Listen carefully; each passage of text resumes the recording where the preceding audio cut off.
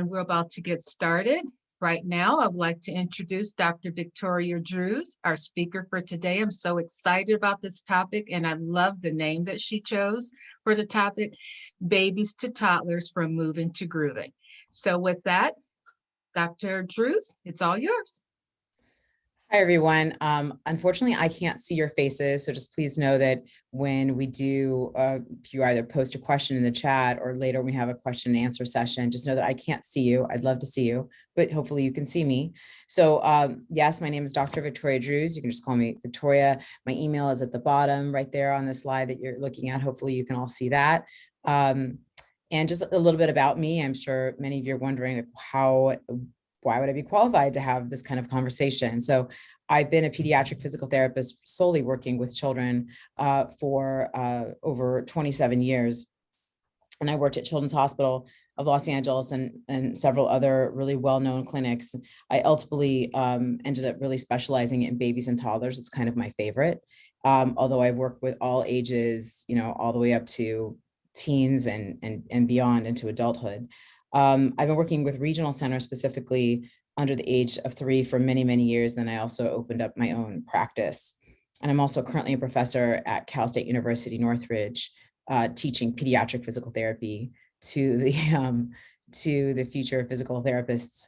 So it's something that I'm really passionate about. And I think hopefully that'll come across as we have this conversation, that I do like working with babies and toddlers, and I've studied them for a while. So hopefully we can help as many people as we can. So moving on to the next slide. So I think intention is really important, and I want you to know what my intention is for us having this conversation. I evaluate so many babies and toddlers, and I hear so many of the same questions, and I see so many of the same issues. So my intention is really that you, out of this presentation, understand really what is delayed movement, what is typical movement in babies, and what can I make as a recommendation to you, or what we discuss here, that really will hopefully prevent, especially in typical babies that don't have a diagnosis or don't have any specific reason to have a diagnosis. Sometimes it's what we do as parents. And just know that I'm a parent as well. I have 2 sons now that are 13 and 9. And as a parent, even though I'm a specialist working with children, it's hard to find this information, and it's hard to find accurate information. So I'm trying to impart you with the recommendations that I feel like are going to make the biggest impact for all children in general, special needs, typical, all of that. And I'm hoping to really prevent a physical therapy referral in the future. Many times babies are really typical, and we as parents don't exactly know what to do. Therefore, we don't do them. And then the baby might have a movement delay that needs a physical therapist to step in. So I'm hoping to prevent some of that. And obviously, we can't prevent all. And that's what we're here for, is, to help you, help your baby move. But I'm hoping these recommendations will remediate some of that. So the objectives for today are going to be to discuss how babies learn how to move. So how do they naturally learn how to move? What you can do as a parent to help them move age appropriately, specific tummy time details, which honestly are just not given. They're not given accurately. What toys and equipment will help or hurt their ability to learn how to move. What your home setting should look like at each age, because I think that's a huge impact. Parents don't realize that the home should change and evolve as a baby ages to really facilitate movement. When is it time to take the play outside? Like, when do we need to, oh Lordy, I hope the lights don't come off. When is it time to take the play outside? And, when do babies learn to move at certain ages? So those are our objectives, and I hope to cover them all today. So how do babies learn how to move? Babies learn how to move naturally, and also by what we do as parents. So there is a natural component to movement. They do certain things naturally, which we'll be talking about. And then there are other components that we as parents really contribute. I've had that question asked to me probably more often than really any other question is, Viktoria, if I don't do these things, will my baby still learn them? And many times the answer is yes. But if we talk about tummy time, like if they never, like I did an evaluation many years ago on a baby a toddler who was 2 years old and never placed on his stomach, ever, ever, ever. And all of a sudden he can lean against a table, but he had no idea what to do on the floor. So again, exposure is really critical. So yes, they move, they do movements naturally and learn how to move naturally, but also what we do as parents can really facilitate their movement. So now what do babies do naturally? So babies should be squirmy. And so literally a newborn, if you think of a newborn, and I have a link here just for time constraints, I won't be clicking on the YouTube link, but it is an active link when you go to the presentations area that Teresa talked about. And babies should be squirmy. They should, as newborns, they just move their hands, they move their legs. It's completely natural. Here are just some images here to the right of just how babies move. These are newborns. So they should be moving their right leg, their left arm, their right arm. They should be rolling to their sides. And this is all accidental and reflexive. It's not actually their voluntary movement, but they really should be as squirmy as possible. And it really, that squirminess is kind of the brain preparing the body to explore movement and then eventually learn how to move. And then it eventually becomes purposeful, like I want to reach for something, but it starts out with that squirminess.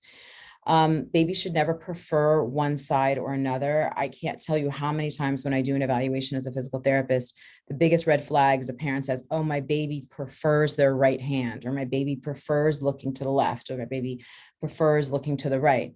And it's a huge red flag because babies don't actually develop, they don't decide, the brain doesn't decide which hand they're going to use until they're between 4 to 6 years of age.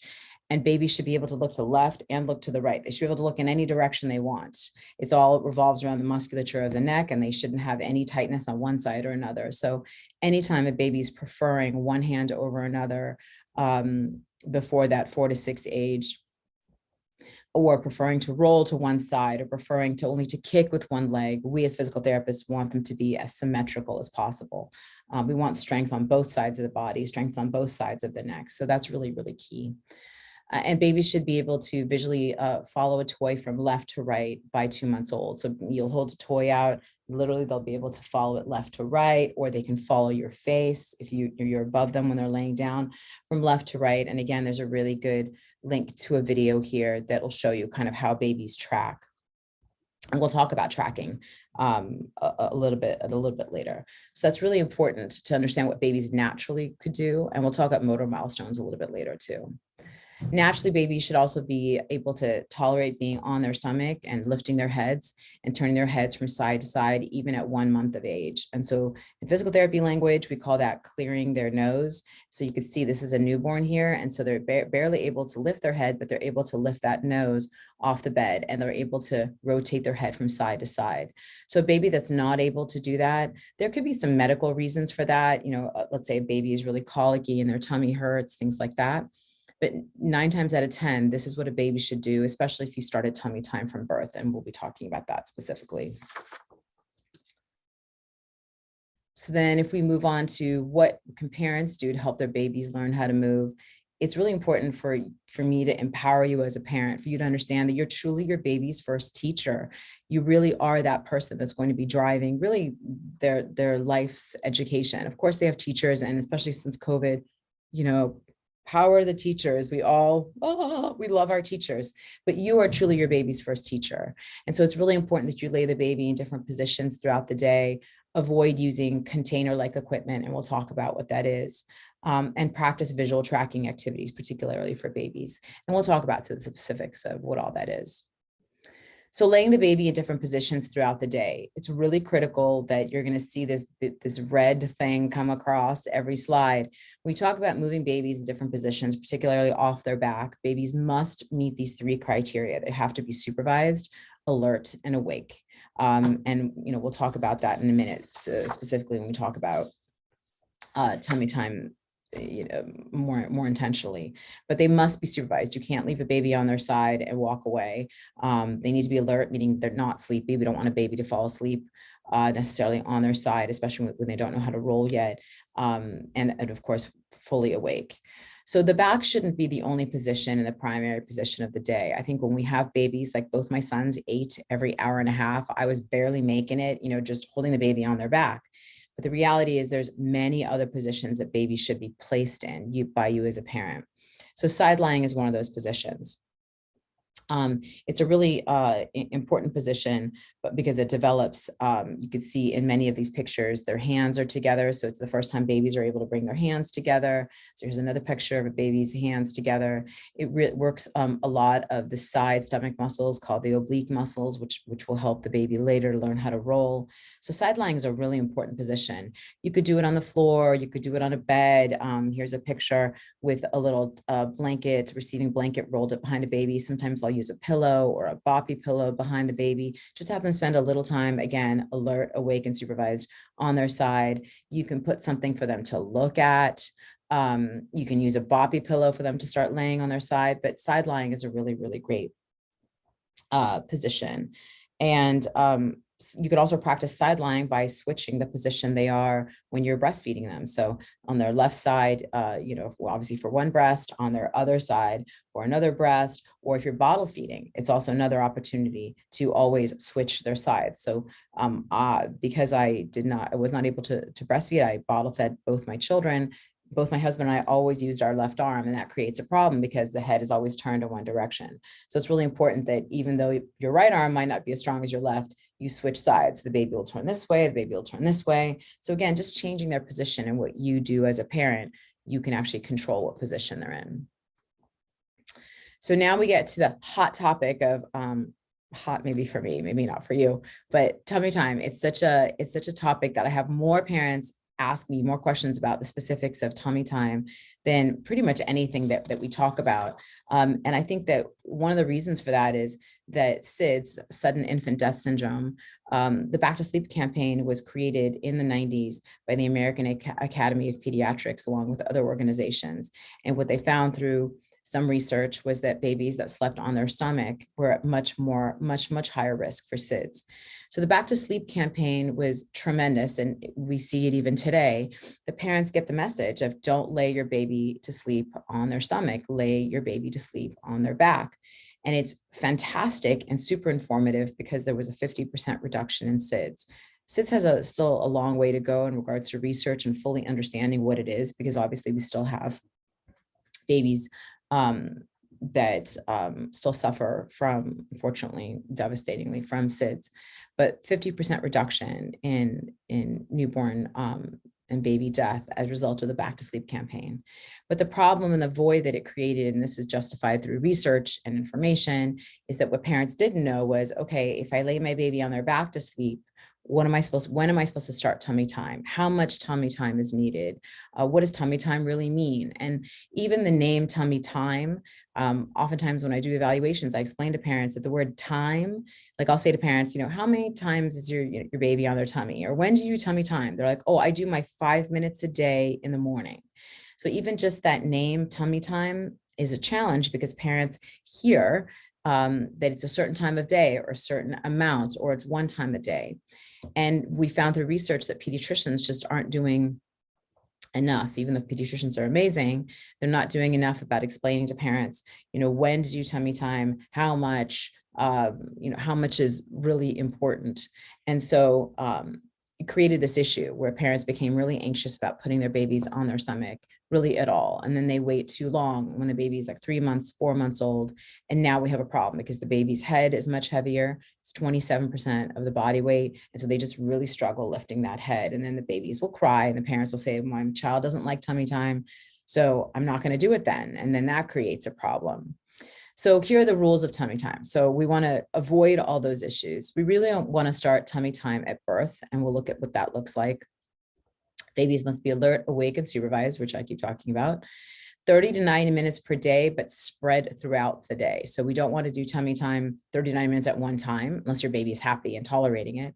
So you can spread it out a little bit throughout the day. And we'll talk about all the different positions. There's many different ways to do tummy time. So, 3 minutes here, 5 minutes there, 10 minutes here, 3 minutes, 5 minutes, but all throughout the day. But it should add up by the end of the day to that 30 to 90 minutes throughout the day. There's no such thing as time of day. And again, that's that tummy time word. It really should be tummy for play. Children's Hospital of San Diego actually adopted a bumper sticker, tummy for play. So anytime the baby is alert and awake, the baby should be on their belly or some variation of being on their little tummy. and back to sleep. And what they also found that babies that spend time sleeping on their back, that wasn't an issue in regards to development. So if a baby is sleeping on their back, but during the day when they're awake and alert and supervised is spending time on their tummy throughout the day, they will do really well in their development. And again, there's many different positions. The one thing we want to talk about, and we'll talk about a little bit more, is you want to try to not always use the floor. The floor is going to be the most difficult way to do tummy time, and use some of the other positions that I'm suggesting.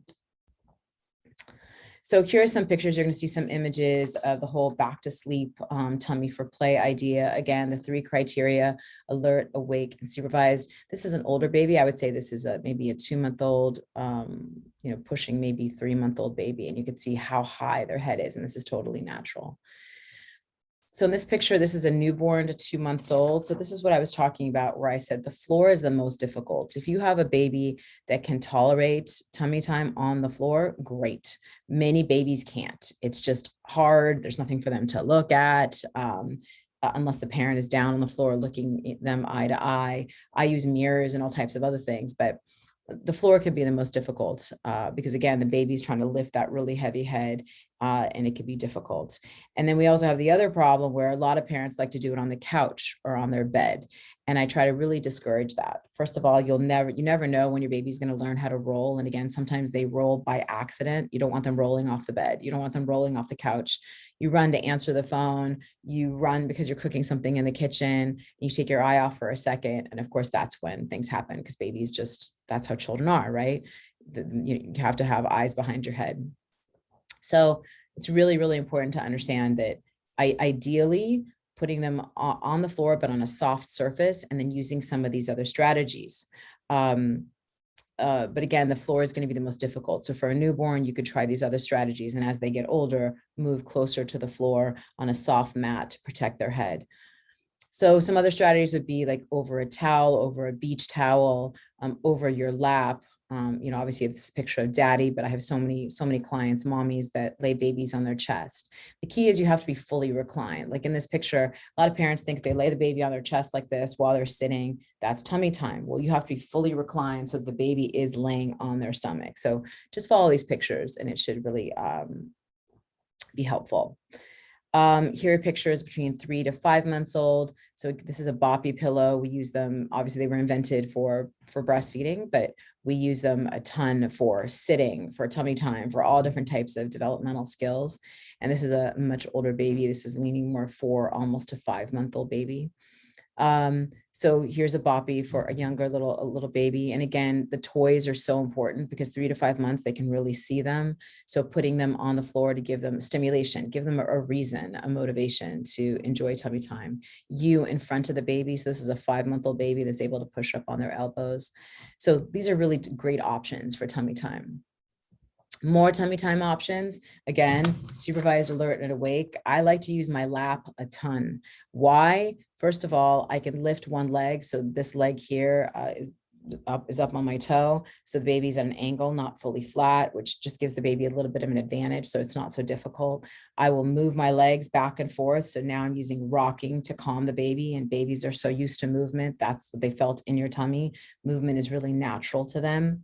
And really it takes away my hands. So as long as I have one hand on their little tushy on their back, I can be on a phone, I could be watching TV, I could be having a conversation. I don't have to be on the floor with the baby, but they're getting their tummy time. They're getting their exercise for the day. So I love to use the lap position. And I think if you find even burping on the lap is really, really helpful. This one, you can carry a baby on their belly. And again, let's say you make it a routine. Every time I'm going to change my baby's diaper, I'm going to carry them on their tummy to the changing table. Or every time I'm going to take them out of the crib, I'm going to carry them from the crib to the living room. So you can make these things routines and build them into your day. I oftentimes don't carry babies reclined like this. I carry babies over my shoulder. So you can see how I'm carrying this like perfect baby that never cries. And it's my doll baby.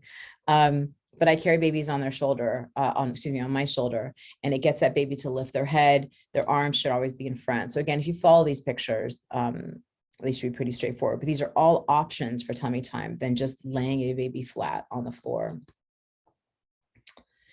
And then containers. So we as physical therapists in the medical community, certainly in the NICU community, we refer to all these pieces of equipment as containers. And I know this is going to be really controversial for some of you.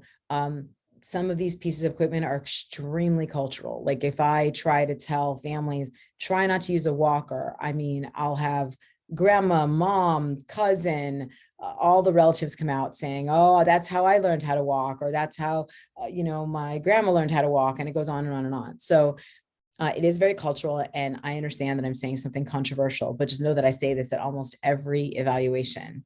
So these are containers, and the reason why we call them containers is because they're containing the movement of the baby. So the baby isn't free to move in any of these pieces of equipment. And so what ends up happening is we're strengthening muscles that really shouldn't be strengthened, because in development, babies first learn to roll to their sides, then they roll stomach to back, and then back to stomach. And we'll look at those milestones later. None of these pieces of equipment actually do that. And it's really not your fault as a parent, because if you look at the majority of these pieces of equipment that are in a box, the box says 4 months and up. But later on, you'll see 4 months and up, they're learning how to roll. So 4 months and up, a baby has no business in any kind of standing equipment, nothing. Why do babies like it? Because another thing parents will say is, well, my baby loves it. Babies love it because there's a toy every millimeter, right? And it's also much more interesting to be upright and high, where you can see the family, versus down low on the floor where they're just looking at the toys, or maybe they want you to hold them. So these containers create all kinds of issues. So this is a bumbo seat. It's made in South Africa, and there's now a bunch of different knockoffs, but the way it was designed is that the bottom is actually cut deeper than, so it's not flat like a normal seat. It's actually cut deeper, almost a baby in it. They're like suction cupped into the seat, and the baby doesn't actually learn how to balance, how to use their stomach muscles. So not a great device. A lot of parents have put these on the counter and then fed the baby. And then there were many lawsuits because babies fell off the counter. So then they added a seatbelt. So now you've got this container with a seatbelt that's really not attached to the counter, and it's still dangerous. So we prefer not to use bumbo seats. If you're going to teach a baby how to sit, have them sit on your lap. You can have them sit in a corner of a couch, again, supervised. And there's many other methods to work on sitting other than putting them in something that really suctions them into a seat. These are all jumping pieces of equipment. So these are various bungee cords. This is actually, someone that I walked into their home and have permission to use the photograph. But these are bungee cords. So babies, again, like movement, like we were talking about before. So any kind of movement is very stimulating to them. And as a result of that, they will like that piece of equipment. But I want you to look at all these pieces of equipment, and you can tell me in the chat or say it to yourself.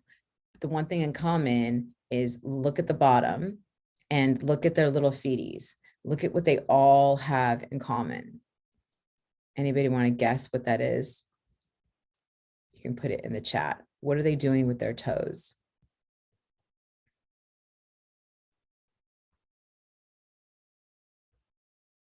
Nobody said it yet, or maybe it's just not in my chat, but they're all standing on their toes. So, oh, someone had something here. Let's see. Oh, on their twinkle toes. Yes, yes. yes, exactly. So all these pieces of equipment basically create toe walkers. Now, that's not the only reason why a baby walks on their toes. We do evaluations all the time for kids that walk on their toes for many other reasons. But honestly, if I had a nickel for every single time that when I do an evaluation and the parent asks for the evaluation, physical therapy evaluation, because my child walks on their toes as a 2-year-old, 10-month-old, 11-month-old, any age, and I trace the history back, some point they spent a very large amount of time in these pieces of equipment. This is a jolly jumper that hangs from a doorway. very high risk of fracture in the legs. Why? Because babies weren't meant, they don't have enough calcium in their bones to tolerate that kind of pounding pressure. The American Academy of Pediatrics just came out recently with babies shouldn't even be on trampolines until they're 5. So when you put a baby in something where they're bouncing and they're boing, boing into some tile, even carpet, they do have a high risk of fracture. Again, look at this poor little baby, right? I mean, they're just like dangling. This is an exerciser. And again, a toy every millimeter. So it's great. Babies love it. And there's a seat inside, so they really don't have to stand. And then here's a walker where babies frequently will sit and then just run with their little toes. And then parents will think that, oh, my baby's learning how to walk if they're put in a walker. Babies learn how to walk by actually pulling up into standing at the couch, moving along the couch, balancing, sitting down and falling. And really a baby has to fall anywhere between 20 to 30,000 times. I mean, imagine that, 20 to 30,000 times a baby will fall, not to get hurt, but fall onto their bottom and then get back up. And so it's all trial and error, up and down, up and down, up and down. And so putting them in a piece of equipment where they're just constantly in a standing position, we're strengthening the wrong set of muscles. And it's really important to understand, to completely try to avoid these pieces of equipment if you can completely. And then we'll talk about some other strategies, because of course, I completely respect the fact, and I'm a mom too, that you need to cook, you need to shower. Sometimes you're going to have to put your baby somewhere where the baby is safe. So we'll talk about that here. So if you have to contain your baby, right, for their safety, sometimes there's situations where you can't put the baby on the floor because you have pets. Or I did an evaluation recently where there were very young children in the home, a 2-year-old and a 3-year-old, and the mom was too afraid to put the baby on the floor because the siblings would, potentially, run all over, run around and by accident hurt the baby. So there are devices that are really safe. So the good old fashioned pack and play, or it's very safe. There are many companies so something like this, a baby can actually sleep in, but there are smaller versions, depending on the size of your home, that you can use for just, again, keeping them safe. So while you're showering, while you're cooking, but they're able to freely move in this. They're able to roll, they're able to reach, they're able to pull to stand if they need to, and then sit down and practice all the different movements and strengthening their little muscles. Something like this, which we call a corral. Both of these, this is obviously the cheaper version, pretty basic. Then there are fancier versions, some that have toys all along, some have gates, some don't. So you can always look and see what works for you and for your family and for your home, but keeping a baby contained in something where they can move their body is actually age appropriate. Keeping them contained in a piece of equipment is where it becomes much more of an issue. And again, some of these can be foldable, so some can be made for camping. So there's so much on the market now that there never used to be, that you really can find it anywhere. So visual tracking activities are super, super important. And that really works the neck muscles of a very young baby. So you need to practice visually tracking objects or even your face. So moving your face. So baby's laying on their back and you move your face, you look at the baby from side to side, and they literally will follow you from side to side. And this is as young as 1 to 2 months of age. So you can use, on slide 4, there was a video with visual tracking, so you could see how it's done and different types of toys and all of that. But you can use black and white toys. Babies see black and white the best, especially at very young ages. At 6 months, they start seeing much more color, but black and white or contrasting colors. So meaning here, here's some pictures of black and white toys or high contrast toys. Here's another high contrast toy. So this isn't black and white, but it's that yellow to blue or, red to yellow, just anything in high contrast. And then some other pictures of high contrasting toys. One of my favorite toys of all time is the O ball. There's little holes everywhere. It's super lightweight, so baby can learn to grasp, and you can also work on tracking. This little slide is, I literally typed in Google, which I use, black and white checkerboard, and this is what I got. And you can literally have a piece of paper with checkerboard and just work on tracking with the baby, just to get them to start strengthening their neck muscles. Again, switching sides for breastfeeding, bottle feeding, the way that you lay them in the crib, switch them from side to side so they're not always. Why is that important? Because sometimes they're laying, a particular way in the crib, and you walk in the door and they look at you this way. And then if you switch them and you walk into the door, they'll look at you this way. So again, we want to work on that ability. It's that really first ability for them to control which way they're turning their head. First 0 to 3 months, as I mentioned earlier, they're really attracted to black and white objects, round objects, particularly the size of a nickel, eyes, really, about 8 to 16 inches from the face. So you don't want to hold the toy way out here. It needs to be pretty close, 8 to 16 inches from the face. And then you work on, as they get older, further and further. Between 3 to 6 months, they start seeing primary colors like blues and reds. 6 months, you can start working on tracking from 5 to 7 feet away, and their vision gets much more accurate. And by 12 months, they can see 10 to 20 feet and much more color vision and even depth perception. So understanding like a step, the space between a step and the floor, things like that. So some more things that you can do, such as, how important are toys? Babies are extremely visually driven. What that means is that what they see is really going to control their behavior, and they're going to interact based on what they see. So if a baby is learning to reach overhead, if you want a baby to learn how to reach overhead, you need to have something like this, like a little baby gym. Understand that there are so many baby gyms out there, and they cost as little as $20, $30, all the way up to $100 or more. And they become more, electronic, and there's like lights and sounds and music, and it's like a whole parade happening in a little baby gym. Really, for our purpose, you just want something to dangle some toys off of. And again, toys in contrasting colors. There's this whole new movement to having, just wooden toys, and they're beige, and they're kind of very bland. And if you want your baby to work on reaching, those beige, bland toys just might not be as effective as something that is high contrast in color. If a baby is learning to roll, particularly to their sides, or even from their stomach to their back or back to stomach, you've got to have the toys on the side. Again, visually driven. So where the toy is where the baby is going to go, especially if they're really interested. And you have to move the toys around them based on what you want them to accomplish, because some babies will roll naturally. Again, they're squirmy and they'll just roll side to side. But once you work on bigger movements, you really can use toys to your advantage. You can also move yourself to motivate them, right? If you see your baby rolling more to one side, maybe that's your favorite side to sit on with the child, then sit on the other side and get the baby then to roll to the other side. And then here, once a baby is learning to get into the crawling position, or you want them to start pushing up, toys have to change height. So, when toys are small, little rattles, things like that are totally appropriate. But as a baby hits, 4 months, 5 months, and they're on their belly, you want toys to have height. So I just took some images.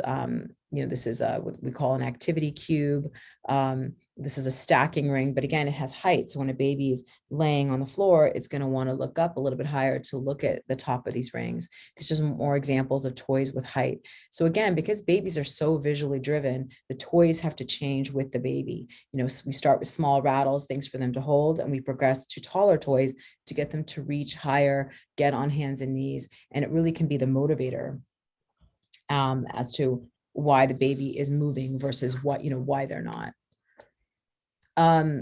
Again, going with that same theme that babies are very visually driven. If you're trying to get your baby to crawl, and I have this conversation with parents all the time, if you want your baby to crawl, the toys have to be moved, meaning parents will say, well, I don't know why my baby's not crawling, but then I come into the home and the baby sits and all the toys are instantly in their lap or immediately around them. So there's no reason for them to move. So you have to move the toys away from them, away from the front of them, away from the sides of them, to really motivate them to move. So this is a house that is set up for a baby to crawl. The toys are kind of, spaced apart, and the baby would sort of crawl and move around. There are great crawling toys. You push a button and the toy will actually move, or the baby hits there's these balls, or the baby will hit the ball and the ball will gently roll, again, motivating the baby to move. A big difference that I see in homes is parents will say, well, my baby's crawling, but they're not walking. And I just don't know why. I just don't know why. And I show up to the home, or, we've been doing a lot of telehealth and visits through video during COVID. And I say, show me your space. And what I see is, where have the coffee tables gone?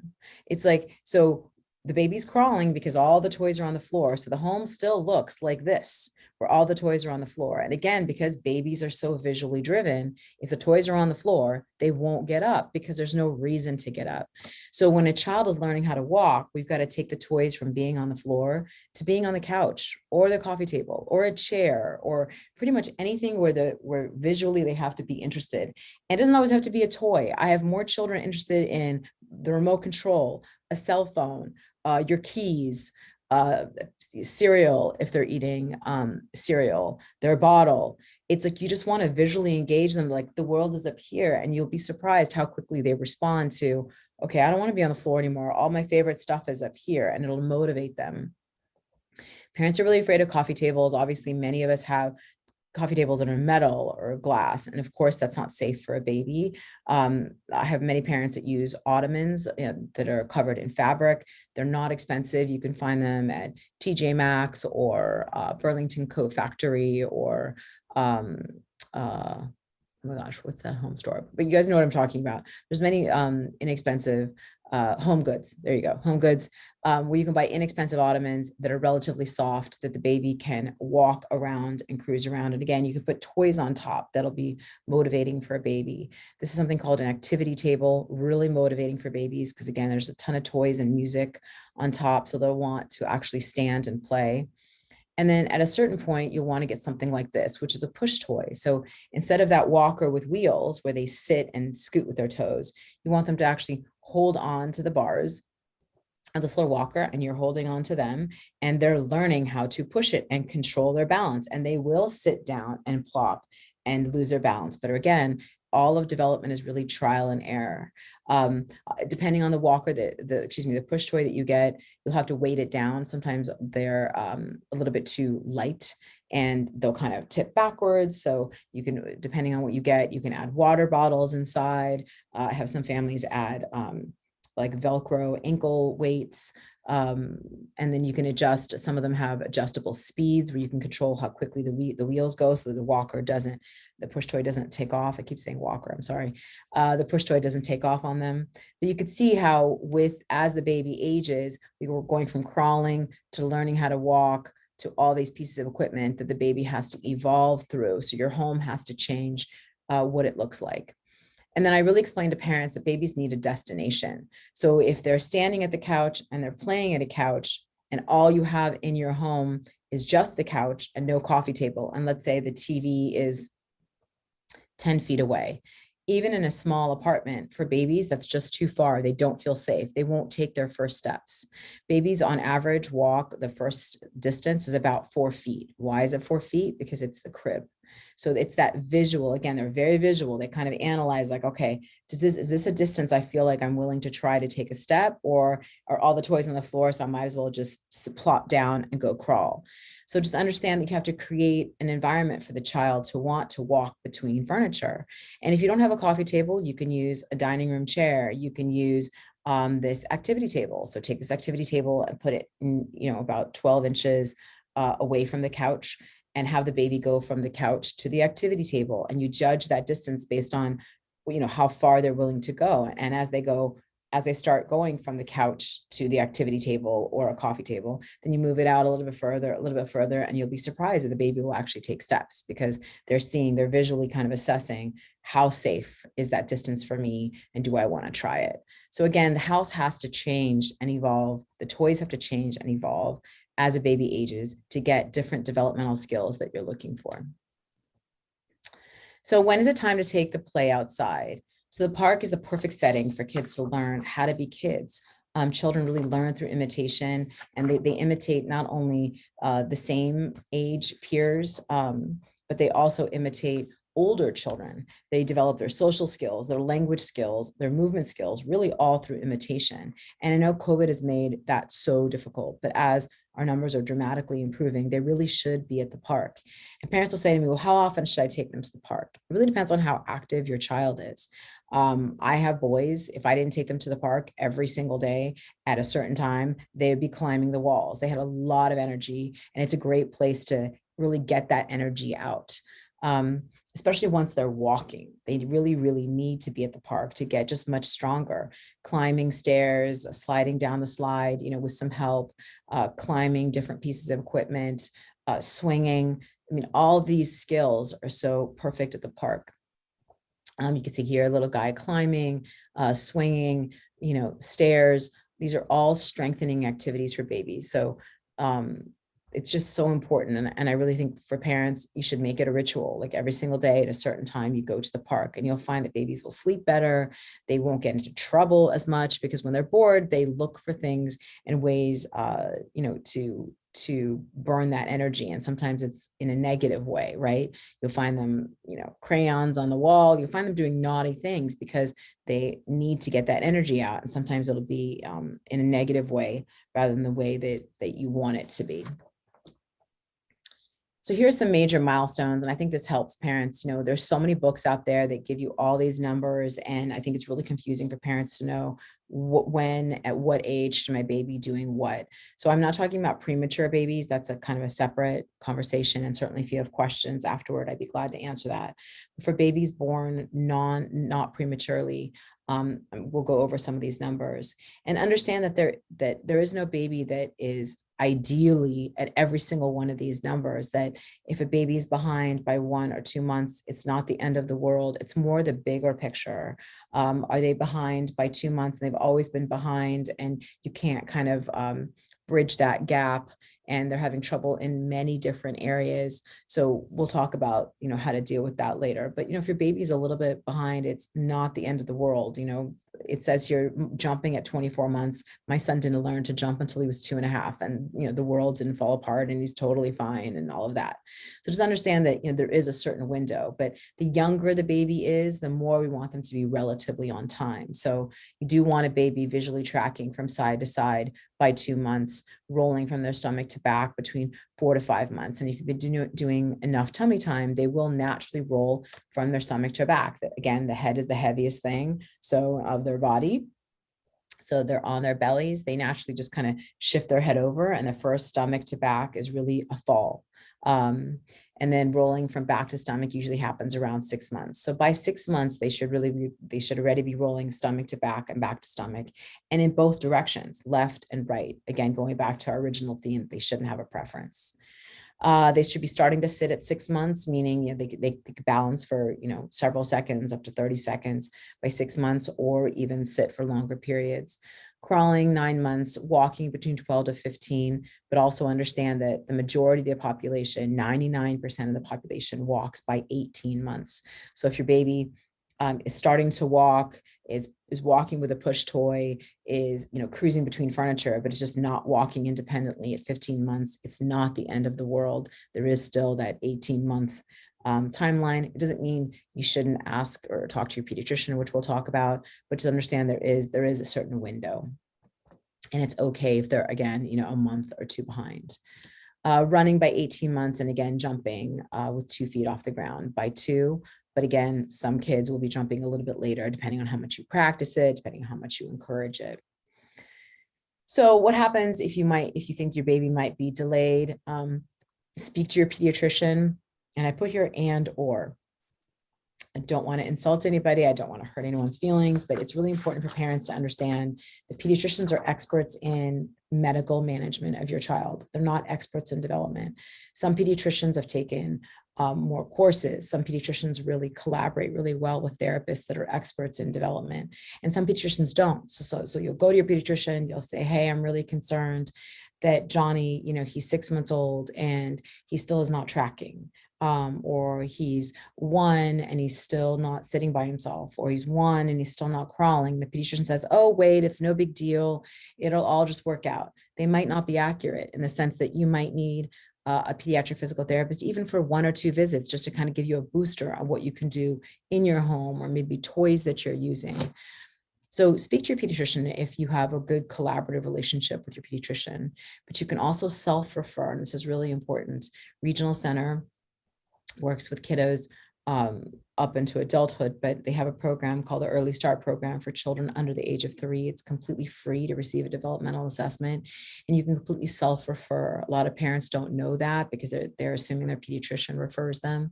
If your baby was premature, the NICU, the neonatal intensive care unit, would have done that referral, but you can even self-refer yourself. So if you don't actually live in the San Fernando Valley, Santa Clarita, or Antelope Valley, you can actually call this number or email this email, and they will tell you what regional center you belong to. If you do live in San Fernando Valley or Santa Clarita or Antelope Valleys, you'll click on this link, complete an application. You will get a phone call giving you an appointment, not necessarily an appointment, but giving you a connection to a free developmental assessment, and someone like me either come to your home or do a telehealth. And again, that's something you would discuss with the coordinator that you're assigned to. And you receive a developmental assessment that would tell you, is your baby on time? Is there something for you to worry about in the sense of development? Should we give you some physical therapy or other therapeutic services like occupational therapy, speech and language services? Is that really required? But it's really a developmental specialist that does that versus a pediatrician that might not necessarily be able to answer the details, even though they act like they can. It's really developmental pediatricians that have an extra 5 years of training after being a pediatrician that are truly experts in development. So I hope I've answered a lot of your questions, or maybe questions you didn't even know you had about how babies learn how to move.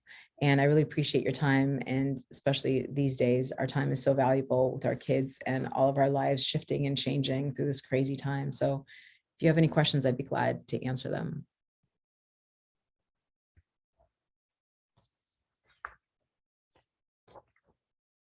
Do we have any questions for Dr. Druz? I mean, it was a really great presentation. I love the visuals. And if you, since we do have some, oh, here's a question here. Okay. We are having fraternal twins in July. They're considered high risk since their older brother has ASD, autism spectrum disorder. How early can we have them checked out by regional center? You can have them checked out. So if they're twins and if they're early and they end up in a NICU, depending on what hospital you deliver, they will most likely make an immediate referral to regional center. I've evaluated newborns, 3-day-old babies, 2-week-old babies.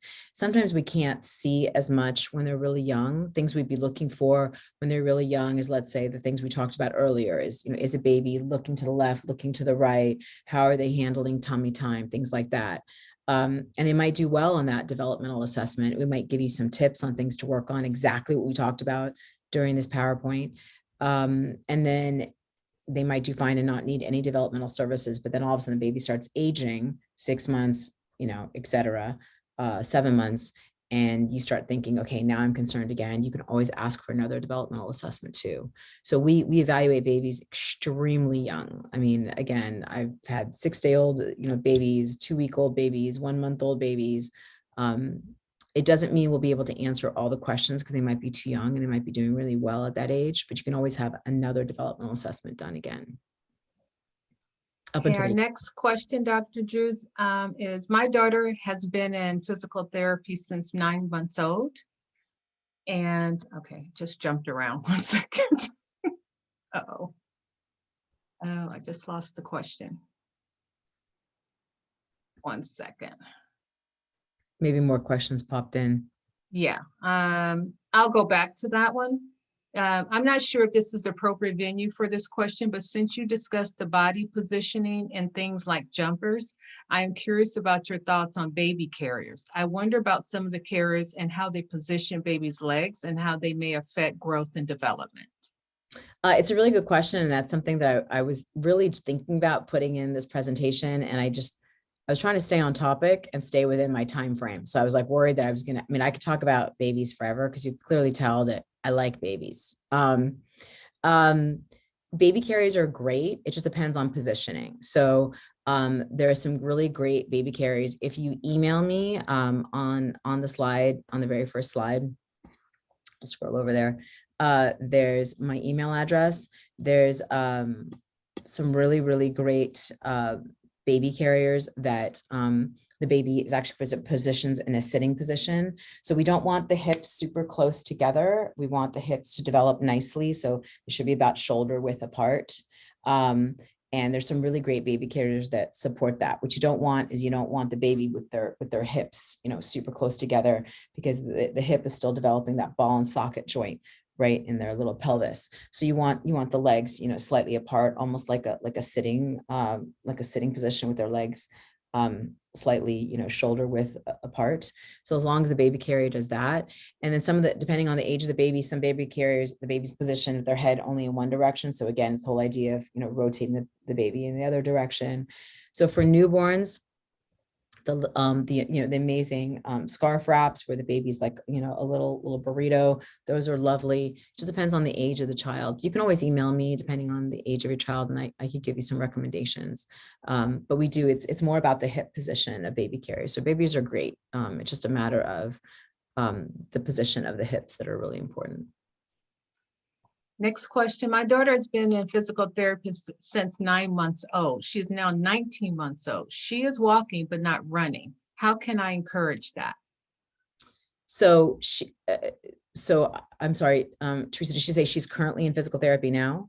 Yes, she's been in physical therapy since she's 9 months old. She is now 19 months old.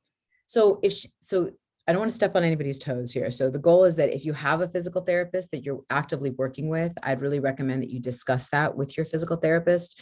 I'm sure your physical therapist is really qualified to discuss running. We play all kinds of running games.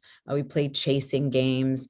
Obviously, strengthening has to happen. So depending on if you were telling me that your baby's been in therapy since 9 months old, there could be strength issues that the physical therapist is working to develop. So running happens when the thigh muscles, the calf muscles are strong enough to support running. So I'm sure your physical therapist is working on that, but I would definitely talk to your physical therapist about your concern. I don't want to make recommendations and then contradict what they're doing, but there are issues of strength when it comes to running, and I'm sure your physical therapist is working on that. Okay, and did you know Joanne Benjamin? She said, thank you so much. This is Joanne B. I truly enjoyed all the great practical info you shared. So good to hear they will be online so that I can share with all my parents that weren't able to make it. On a personal note, great to see you and hear you. It's been too long. First of all, she's a physical therapist, so she already knows this information. So she could teach this webinar too, for sure. Hi, Miss Joanne. Next we have from Maria. My daughter is 15 and a half months old, and she's not walking on her own. She only walks if I hold her hands. Should I be concerned? Again, it's tricky because I don't know your daughter. I haven't done an evaluation, so I don't know like all the reasons behind. I think that understanding that by 18 months, 99% of the population walks, right? So the goal for your 15 and a half month old daughter is that not only does she walk with one hand held, but is she cruising in between furniture? So is she going from the coffee table to the couch? Are you slowly moving that coffee table out further and further to motivate her to go from the couch to the coffee table? Are all the toys up off the floor? So if you still have a bunch of toys on the floor, then that's really a crawling home, not really a walking home. So I have literally parents set up little stations where we take dining room chairs and we put a toy on one dining room chair. And then, depending on how your child cruises between furniture, we move, let's say the dining room chair might be a foot away from the other one, and then a foot, and then we put toys, and then the baby's literally moving from one to the other. And then as the baby gets better and better at walking, we start separating those chairs further and further apart. But again, the toys are not on the floor. The toys are up and off the surface. If you're really concerned, you can always get a developmental assessment from regional center, and we can take a look at that further. But I think look at the way your home is designed and really ask yourself, is it a walking home or is it a crawling home? And is she cruising in between furniture? Because that's really the goal, is that she should be able to be taking 1 to 2 steps between furniture, or at least, going from one piece of furniture and then jumping to the other piece of furniture, not jumping, but with her hands moving. And then you're slowly separating the furniture further and further apart to kind of work on those walking skills using a push toy. So that image that I had, little baby holding on and pushing a toy with wheels. I would take the baby for walks every single day with a push toy in the front yard, if you can, in the backyard. So really encouraging walking, because once you work on walking, walking turns on more walking. So not just walking with hands held, but walking in many different ways really kind of turns on that walking light for babies. Do we have any more questions? We still have Dr. Druz here's another one here. I just read it. Maria said, I have a crawling home. I know. And see, that's the trick, is like, so myself as a developmental pediatric physical therapist, I'll come into your home and I would say, well, all the toys are on the floor. And again, babies are so visually driven that they're going to be like, well, this is so interesting down here. There's really no reason for me to walk because I get all my needs met on the floor. So once you shift your home to be a walking home, I'm hoping that shifts your child's attention, and therefore they'll be more enticed to be up and walking, even cruising along furniture or in between furniture. So yeah, try that for sure. Try that for sure. Okay. What type of exercises can be conducted for a child that has a G-tube and tracheostomy? Tracheostomy. And the baby's 9 months old. I would say that you need to have a developmental assessment. And I know I sound like a broken record. I work with a ton of babies. I have 3 right now that have tracheostomies and G-tubes. And if your baby has met all their milestones, then I would say there's nothing you need to do. Just keep doing the great job that you're doing. If your baby is showing delays based on the milestones that I listed, then I would say really get an assessment from regional center so that you feel supported. Because I think oftentimes parents that have babies with special needs or medical complications, they feel very isolated. You have a doctor for this and a doctor for that and a doctor for this, but when it comes to development, you don't know who to talk to. And it doesn't always have to be a physical therapist. Regional center, the Early Start program offers child development specialists, which are almost like preschool teachers. And so they're also have very high levels of understanding of development. So they could walk you through different stages of development. So really think about getting an evaluation for a developmental assessment for your kiddo, because I think we might be able to help, especially with a tracheostomy and a G-tube, so you could feel more supported.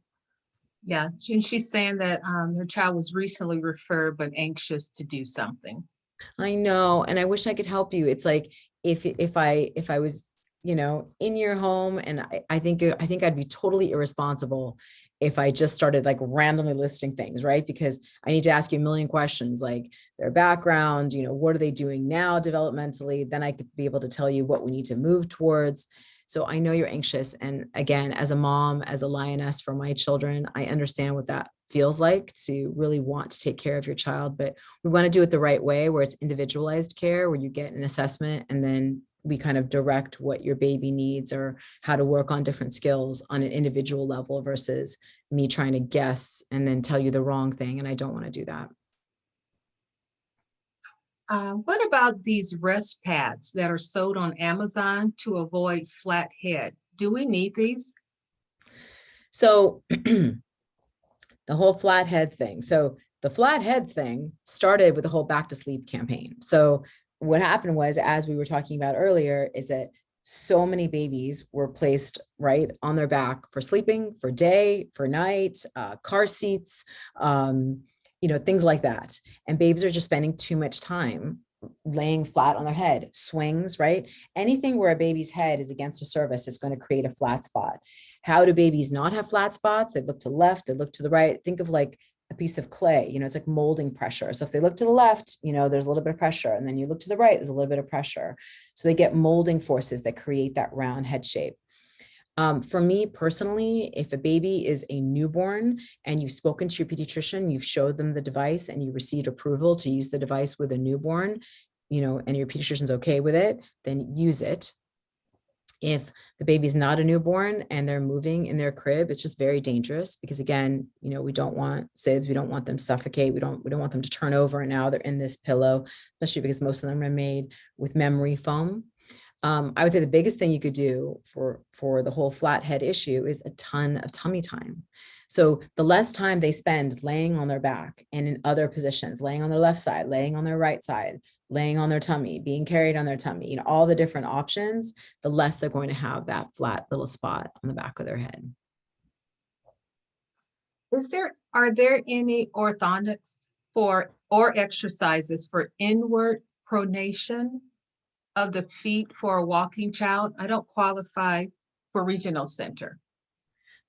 First of all, the terminology you're using is fantastic. So the fact that you know the word pronation, holy cow. And that's definitely a physical therapy term that we would throw out. If you don't qualify for regional center and you're considering orthotics, and if there's a toeing in pattern also, I would definitely say, you should use your private insurance for physical therapy because as a parent trying to navigate orthotics would be really, really difficult. And the inward toeing could be for so many different reasons. So I would really see an orthopedist if you can to see why is the baby in toeing. It could be, again, for so many different reasons. So you really need a physical therapist and either or an orthopedist to kind of look at why is your child in toeing. If your child was not in toeing and it was just pronation, again, I don't know. Teresa, did you tell me the age of the child or I didn't? I don't think, no, there wasn't an age. Let's see. Depending on the age of the child, sometimes we use orthotics. Sometimes with new walkers, we don't use orthotics. We start with something really light, like a high top lace up, more rigid, like leather or vinyl tennis shoe that can kind of get the foot out of that position. And we might move to an orthotic. For some kids, we might start with an orthotic that's prefabricated, meaning it's not as expensive as a custom orthotic, but we want to look at the baby's position and start. So it really depends on the age of the child. But when you're adding in toeing as well, it's a little more complex. So I would definitely see either, see a physical therapist. You can always email me. I can email you some really great clinics in the area that could evaluate your child through your insurance, or see an orthopedist. You can always go to Children's Hospital Los Angeles and get them evaluated and see if they can see what the reason is for the in-toeing as well. But yes, we use orthotics. We use a lot of different types of things. But again, it's on a very individualized level. We can go from something minor, like high top lace up tennis shoes, all the way up to, a customized orthotic. Okay, our 6.5-year-old son is an overpronator.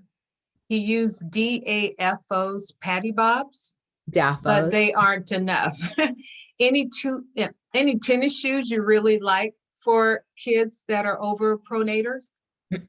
So I'm assuming when you say overpronator, you're talking about a pronator, meaning they walk on their arches. There are all types of shoes on the market, high top lace up tennis shoes with really good arch support. I think I read, I think I just lost it. I think when you said that they used DAFO patty bobs, but they aren't enough. The thing is that if they were DAFOs and patty bobs in particular are not enough for pronation because where they sit on the foot, the skin and the bone will actually ride over the top of that. So they might need something higher that'll prevent the pronation. And at 6.5, they most likely will need something custom because really at a certain point, the prefabricated orthotics that are much cheaper are made with a much thinner plastic. So a 6.5-year-old might need something more custom. So again, this is one of those situations where I would definitely consult with a physical therapist where they could do an evaluation. There are really some amazing clinics. And we're so lucky to live in a large city where there's such a great source of help for families. So I would definitely see a physical therapist that would do an assessment, and then they could then recommend an orthotic. Some physical therapists order the orthotics themselves. Some refer you to an orthotist. So I think for a 6.5-year-old kiddo, you really need a physical therapist involved. But yes, there's much more than the patty bob. The patty bob is kind of the lowest of the low. And then it goes higher and higher. Like my son wears one that covers just all the way up the top of his arch in his shoe. And it works really well, but it is also trial and error. We don't want to hurt your kiddo. We don't want to cause any blisters. So you really need someone to kind of walk you through that process. Well, Dr. Druz, that's all we have right now. I thank everyone, and I really, really thank you for the presentation. And as I mentioned, it will be under presentations on our website. I put that information in the chat box, and you have Dr. Druz information here. And we have Dr. Druz is the best.